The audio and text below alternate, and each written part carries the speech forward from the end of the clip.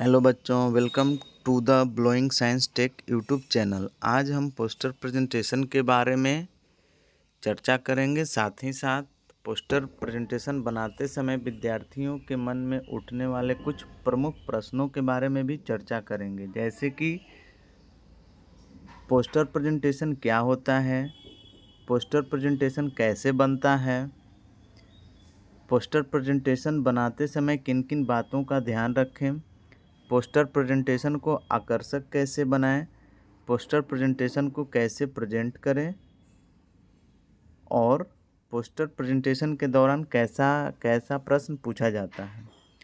तो आइए इस वीडियो में हम इन प्रश्नों का आंसर जानने का प्रयास करेंगे।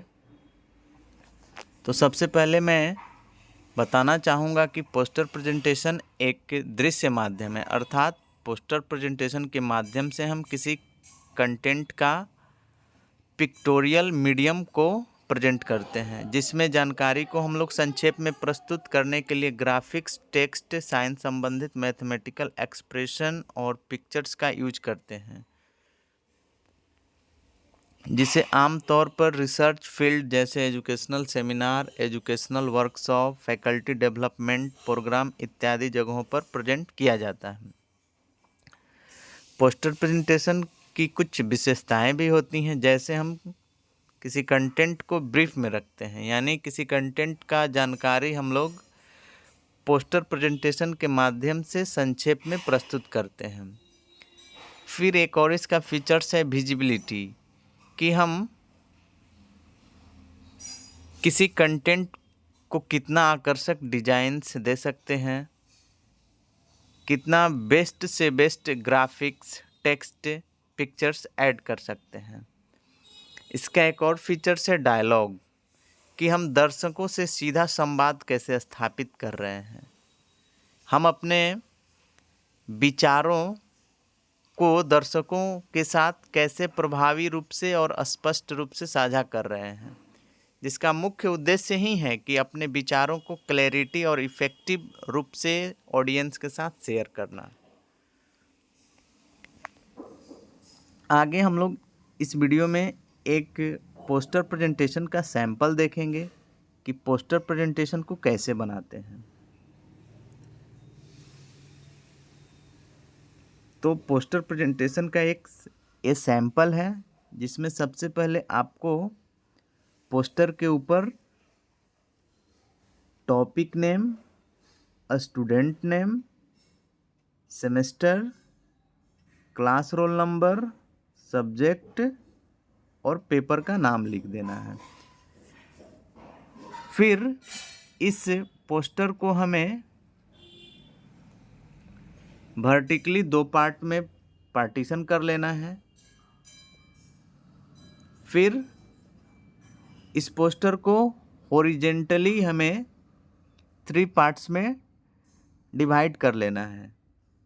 तो सबसे पहले हम लोग इसमें ओवरव्यू को रिप्रेजेंट करते हैं, जिसमें सबसे पहले हम लोग किसी भी टॉपिक का इंट्रोडक्शन लिखते हैं। यानी ये किसका इंट्रोडक्शन है, तो introduction of the given topic. किसी भी टाइटल या किसी भी टॉपिक का परिचय हमको सबसे पहले लिखना है। फिर हमको description of the given topic लिखना है, कि उस टॉपिक का क्या विवरण है, कैसे वर्णन करना है। फिर हम लोग चर्चा करते हैं रेजोल्यूशन का, कि उस टॉपिक का क्या प्रस्ताव है।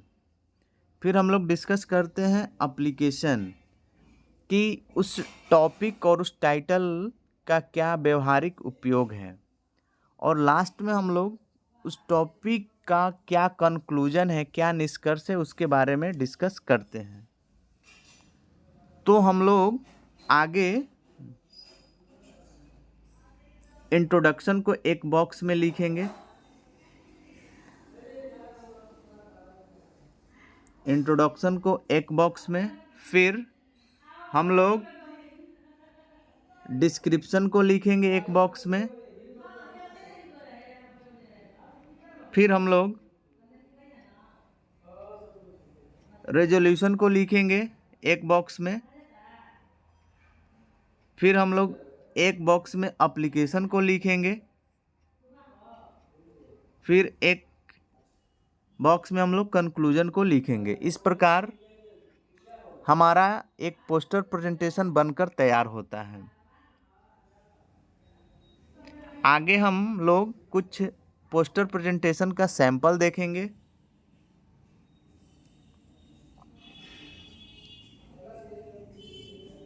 जैसे एक पोस्टर प्रेजेंटेशन का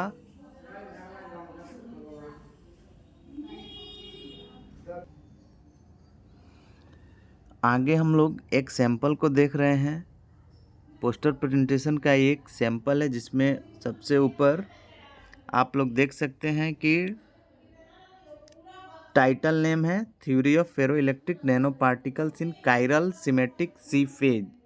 तो सबसे पहले हमको टाइटल लिखना है, फिर नेम लिखना है, फिर semester, subject, class, roll number और रजिस्ट्रेशन नंबर को लिखना है।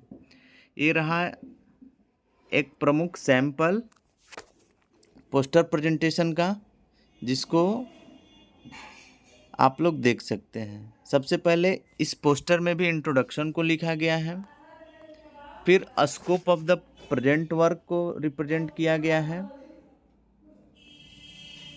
फिर थ्योरी लिखा गया है, फिर रिजल्ट एंड डिस्कशन, फिर इसका कंक्लूजन।